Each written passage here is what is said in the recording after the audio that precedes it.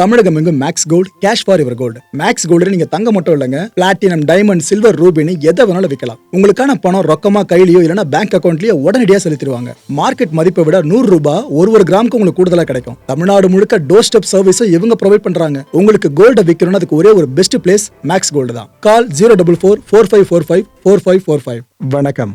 Big topic with Karthik Mayakumar. Iran இதுவரைக்கும் face பண்ண துயர் இருக்குல்ல, இத ஈரான் ஃபாரின் மினிஸ்டர் உலகத்தோட காதல தெளிவா விடுற மாதிரி நிறைய பேசியிருக்காருங்க. அது ஃபுல்லா நீங்க அவரோட குரலையே பார்க்க போறீங்க. அது கூடவே இந்த கான்ஃபிளிக்டோட அடுத்த கட்ட நகர்வுகள் இருக்குல்ல, அதை பத்தின அப்டேட்ஸும் தெரிஞ்சுக்க போறீங்க. நிகழ்ச்சிக்குள்ள போலாம்.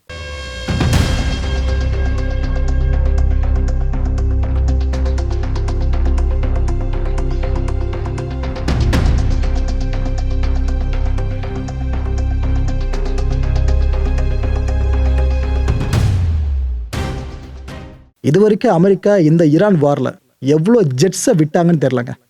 எவ்வளோ விமானங்கள் அவங்க இழந்தாங்கன்ற விஷயம் இது வரைக்கும் அரசியல் புரோசா வெளியே வருது தவிர கரெக்டான நம்பர்னு வெளியே வர மாட்டேது, வராது. அதுதான் போர்க்காலங்களில் இருக்க பெரிய தலைவலியே. அவ்வளோ சீர் எக்ஸாக்ட் நம்பர்ஸ் வெளியிடவே மாட்டாங்க.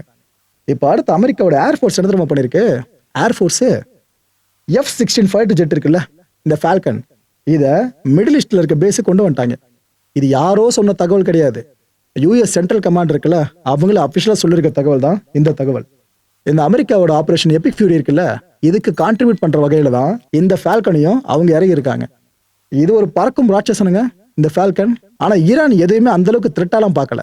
எங்ககிட்ட ஏர் டிஃபென்ஸ் இருக்கு, மலையான அங்க கூச்சி வச்சிருக்கோம் மிசைல்ஸ் வேற இன்டர்செப்ட் பண்றதுக்கெல்லாம். அமுச்சு விடுங்க எதா இருந்தாலும் நாங்க பாத்துக்கிறோன்ற மாதிரி தான் அவங்க ரெடியா இருக்காங்க. ஆனா யூஎஸ் சென்ட்ரல் கமாண்டும் சலச்சபாடு இல்ல, தொடர்ந்து ஆயுதங்களை இறக்கிட்டு இருக்காங்க. அடிஷனல் ட்ரூப்ஸ் அடுத்து எந்த அளவுக்கு மிடில் ஈஸ்ட்ல குவிப்போன்னு அதை பத்தி யோசிக்க ஆரம்பிச்சிட்டு இருக்காங்க. எந்த அளவுக்கு இருக்குல்ல இந்த காட்சி பாக்குறதுக்கு. இந்த USS ஏப்ரஹாம் லிங்கன், இந்த மிதக்கும் ரக்கன் இருக்குல்ல இந்த கப்பல், இது நம்ம பகல் நேர காட்சிகள் நிறைய பார்த்துருப்பீங்க. இது இரவு நேரம் சார்ந்த காட்சி. எந்த அளவுக்கு எதிர் டியூட்டி பார்த்துட்டு இருக்கு பாத்தீங்களா? அதாவது 24/7 விழிப்போடவே இருக்காங்க. கொஞ்சம் யோசிச்சு பாருங்களேன். அங்க தொட்டு இங்க தொட்டு ஈரான் ஒருவேளை அமெரிக்காவோட இந்த போர்க்கப்பல் வரைக்கும் எதனா வேலையை பார்த்துட்டாங்கன்னா அது அமெரிக்காவோட கௌரவம் இவ்வளவு வருஷமா கட்டி காப்பாத்துறது இருக்குல்ல, அது ஒரு செகண்ட்ல கொலாப்ஸ் பண்ணி விட்டுரும். அது நடக்காம இருக்கணும்னு அந்த அளவுக்கு ஹெவி டியூட்டி அங்க போயிட்டு இருக்கு. இந்த அபுதாபி, ஈரான் ஸ்ட்ரைக் பண்ணிட்டு இருக்கிறதுல முக்கியமான பகுதியில ஒண்ணு இந்த அபுதாபி. அபுதாபில இப்ப நடந்திருக்க ஸ்ட்ரைக்ல என்ன இருக்கு? பேலிஸ்டிக் மிசைலை ஈரான் லான்ச் பண்ணிருக்கு போல இருக்கு. இத அங்க அபுதாபில இருக்க ஏர் டிஃபென்ஸ் இன்டர்செப்ட் பண்ணிருக்கு. இன்டர்செப்ட் பண்றப்ப அந்த டெப்ரி இருக்குல்ல, அது வந்து விழுந்ததுல 5 பேருக்கு காயம் ஏற்பட்டிருக்குங்க. அந்த 5 பேர் யார் தெரியுமா? இந்தியன்ஸ். மிடில் ஈஸ்ட்ல இஷ்யூஸ் எதனா பெருசா மாறுது அப்படின்னா, அங்க வெளிநாட்டவர்கள் காயம் படுறாங்கன்ற செய்தி வருதுன்னா அதுல பெரும்பாலும் இந்தியன்ஸோட பேர் இருக்கும். அதைத்தான் இங்க பார்க்க முடியுது. பிகாஸ் மிடில் ஈஸ்ட்ல அவ்வளவு இந்தியன்ஸ் வாழ்ந்துட்டு இருக்காங்களே. இதனாலதான் இந்திய அரசும் இந்த விஷயத்த ரொம்ப கீனா வாட்ச் பண்றாங்க. சீக்கிரம் முடிஞ்சா போதுமே, டிப்ளமசி சார்ந்த திருமணம் போதுமேனு எல்லாரும் வாட்ச் பண்ணிட்டு இருக்காங்க. ஒரு கஷ்டமான ட்ரூத் சொல்லட்டுமா மக்களே? ஏன்னா பல பேரோட கவனம் ஈரான் மேல இருக்கும், இஸ்ரேல் மேல இருக்கும். மிடில் ஈஸ்ட்ல அங்கங்க சில பகுதிகள் சார்ந்து இருக்கும். லெபனான், இது என்ன கன்சிடர் பண்ணீங்களா? இது வரைக்கும் இஸ்ரேல் பண்ண கிரவுண்ட் இன்வேஷனால அங்க கொல்லப்பட்டவங்க எண்ணிக்கை 1200 கிராஸ் பண்ணி போயிடுச்சு. அப்பேற்பட்ட லெபனான்ல மக்கள்லாம் இது தெரியுதா? இது மாதிரி சின்ன சின்ன டென்ட் அமைச்சு சாலை ஓரமா இல்ல தெரு ஓரமா தங்கிட்டு இருக்காங்க. அவங்களோட வீடுகள்லாம் பெரிய பெரிய வீடுகளை வசிச்சுட்டு இருந்திருப்பாங்களே, அதெல்லாம் விட்டுட்டு உயிரை கையில பிடிச்சிட்டு வந்துதான் இங்க தங்கிட்டு இருக்காங்க. குழந்தைங்க கல்வியே மறந்தாச்சு. எஜுகேஷனுக்கு அப்புறம் என்ன ஆகுதுன்னு தெரியல அந்த குழந்தைங்களுக்கு. நல்லது கிடையாது சார் சொல்லி கொடுக்குற மனநிலையில பேரண்ட்ஸும் கிடையாது. ஏன்னா குடும்பத்தோட உயிரை காப்பாத்திக்கிறதுல எல்லாம் ரொம்ப தீவிரமா இருக்காங்க. அந்த வாகனங்களை அடிக்கடி பழுதாவதா, அதை தள்ளுறதுக்கு யாரை பயன்படுத்துறாங்க தெரியுதா? குழந்தைங்கள. அந்த பாப்பாங்களும் சரி ஓகே சும்மா தானே இருக்கும் ஜாலியா பண்ணுவோன்னு சுத்தி என்ன நடக்குதுன்னே தெரிலங்க அந்த பிஞ்சுகளுக்கு. வண்டியை வச்சு தள்ளிட்டு இருக்காங்க. உலகம் ஃபுல்லா இந்த தலைவரோட ஈகோ அந்த தலைவரோட ஈகோன்னு பார்த்து கடைசியில் யாரை நம்ம வழியா கொடுத்துட்டு இருக்கோம் தெரியுதா? குழந்தைங்க தான். இந்த பஹ்ரைன் ஈரான் போட்டு ஒரு வழி ஆக்கிட்டு இருக்குல்ல, இது பத்தாதுன்னு பஹ்ரைனுக்குள்ளேயே மக்கள் போராட ஆரம்பிச்சு என்னங்க ஆகும்? அது ஆரம்பிச்சிட்டாங்க. இப்போ லிட்டரலா பஹ்ரைன்ல மிகப்பெரிய போராட்டம் ஏற்பட போகுதுன்றத இப்ப ஆரம்ப காட்சியா பார்க்க முடியுது நம்மளால. என்ன இருக்கு? சில குரூப்ஸ் எல்லாம் சேர்ந்து இது போல பஹ்ரைன் அரசு பண்றது சரியில்லை, நீங்க என்ன பண்றீங்க? ஈரானுக்கு ஆதரவா இருக்காங்கன்ற ஒரே காரணத்துக்காக இங்க இருக்க ஆர்வலர்களை பிடிச்சி சித்திரவதை பண்ணி சாகடிச்சு போட்டுறீங்க. இதை கேட்க ஆள் இல்லை நினைச்சீங்களா? நாங்க இருக்கோன்ட்டு எல்லாம் போராட ஆரம்பிச்சிட்டாங்க அரசுக்கு எதிராக, பஹ்ரைன் அரசுக்கு எதிராக. இந்த ஷியா முஸ்லிம்ஸ் இருக்காங்களே, இவங்க ஒட்டுமொத்தமா பஹ்ரைன் கவர்மெண்ட்டுக்கு எதிராக திரும்பிட்டாங்க. ஆக்சுவலா இந்த இஸ்லாம் மார்க்கம் சார்ந்து பாத்தீங்கன்னா ஷியா வர்சஸ் சன்னின்ற விஷயம் ரொம்ப காலமா நடந்துகிட்டு இருக்கு. உதாரணத்துக்கு ஈரானோட சுப்ரீம் லீடர் இருக்காங்கல்ல, அவங்க வழி வழியா வர்றது பாத்தீங்கன்னா ஷியா பிரிவுல தான். சோ ஈரான் ஷியாக்கான அடையாளமா? ஆனா இந்த பஹ்ரைன் ஆட்சியாளர்கள் இருக்காங்களே, அவங்க பெரும்பாலும் சன்னி சார்ந்து. இந்த மிடில் ஈஸ்ட்ல பல தரப்புகள் பாத்தீங்கன்னா ஆட்சியாளர்கள் சன்னி பிரிவா இருப்பாங்க. சோ இதுவே பெரிய முரணா இருக்கும்.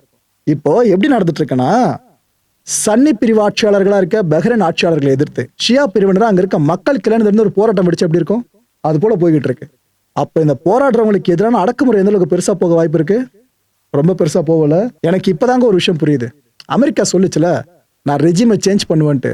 அது ஈரானோட ரெஜிமை சொன்ன மாதிரி தெரியல, பஹ்ரைன் ரெஜிமை சொன்ன மாதிரி இருக்கு. இப்ப நிலைமை அப்படிதான் போய்கிட்டு இருக்காங்க.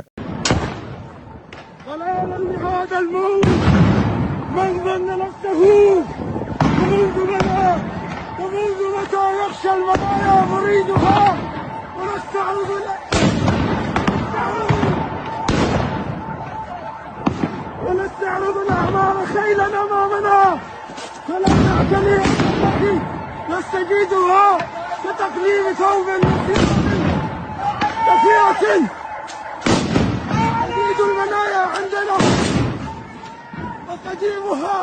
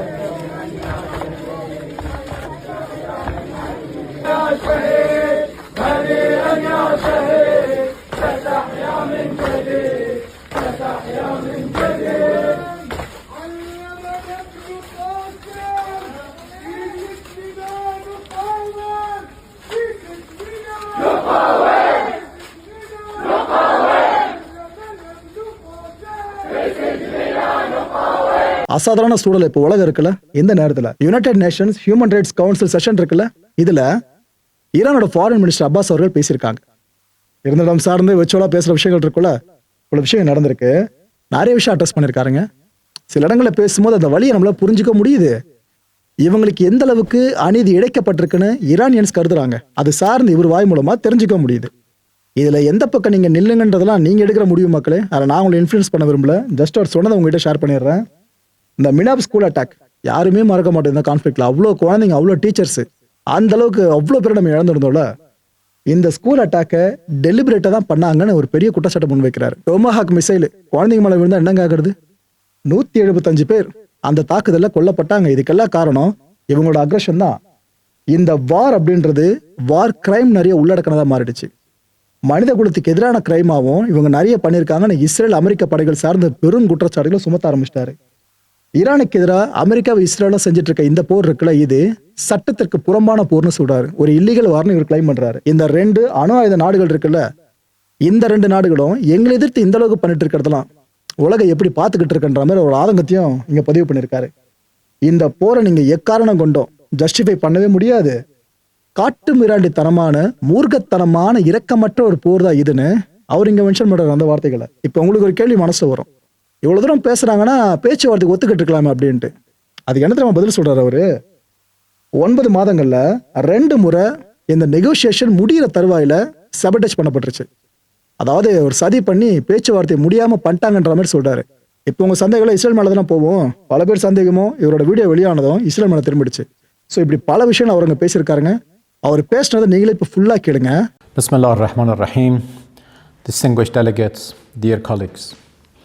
Iran stands today amid the throes of an illegal war imposed by 2 bullying nuclear-armed regimes, the United States and Israel. This war of aggression is blatantly unjustified and brutal. They initiated this aggression on 28 February, while Iran and the United States were engaged in a diplomatic process to resolve Americans' alleged concerns over Iran's nuclear program. They betrayed diplomacy for a second time in the course of 9 months by torpedoing the negotiating table. Among the most harrowing manifestations of this aggression was the calculated, phased assault on Shajara Tayyebe Elementary School in the city of Minab, south of Iran, where more than 175 students and teachers were slaughtered in cold blood. This barbaric attack is but the visible tip of a far bigger iceberg, one that conceals beneath its surface far graver catastrophes, namely the normalization of the most abhorrent violations of human rights and humanitarian law, and the audacity to commit atrocity crimes with impunity. Mr. President, at a time when the American-Israeli aggressors, in their own assertions, possess the most advanced technologies and the highest precision military and data systems, no one can believe that the attack on the school was anything other than deliberate and intentional. Targeting Shajara Tayyebe School was a war crime and a crime against humanity, one that demands unequivocal condemnation by all and unambiguous accountability for the culprits. This atrocity cannot be justified, cannot be concealed, and must not be met with silence and indifference. The attack on Shajara Tayyebe School in Minab was not a mere incident nor a miscalculation. The United States' contradictory remarks aimed at justifying their crime could not, in any manner, elude their responsibility. To denounce such a merciless assault on a place inherently civilian, a place where the most innocents reside and pursue knowledge, is not merely a legal obligation under human rights frameworks. It is a moral and human imperative. Our conscience will judge us more profoundly than any tribunal ever could. Distinguished delegates, Shajara Tayyebe Elementary School has not been the only casualty of American-Israeli atrocity crimes during the past 27 days of their illegal war. Human rights and international humanitarian law have been massively and systematically violated by the invaders in an unprecedentedly brutal manner. They are targeting civilians and civilian infrastructures with no regard for laws of war and basic principles of humanity and civility. More than 600 schools have been demolished or damaged across Iran, and more than 1,000 students and teachers martyred or wounded as the result. The aggressors, who are arrogantly shouting, "No mercy, no quarters," and threatening to strike Iran's vital infrastructure, have been attacking hospitals, ambulances, health workers, Red Crescent rescuers, refineries, water sources, and residential areas. War crime and crime against humanity are not sufficiently describing the gravity of the atrocities they are committing. The aggressors' targeting pattern, accompanied by their rhetoric, leave little doubt as to their clear intent to commit genocide. Distinguished colleagues, this unjust war of whims by the United States and Israel against the noble nation of Iran is the direct result of silence in the face of earlier manifestations of lawlessness and atrocity in occupied Palestine, Lebanon, and elsewhere. Indifference and silence in the face of injustices would bring no security and peace. It would invite more insecurity and right violations. The United Nations and the core values it embodies, as well as the overall human rights framework, are at serious stake. You all need to call out the aggressors and let them know that the community of states, the human collective conscience, hold them accountable for the abhorrent crimes they are committing against Iranians. Iran has never sought war. Iranians are a peaceful, noble nation inheriting one of the richest civilizations on earth.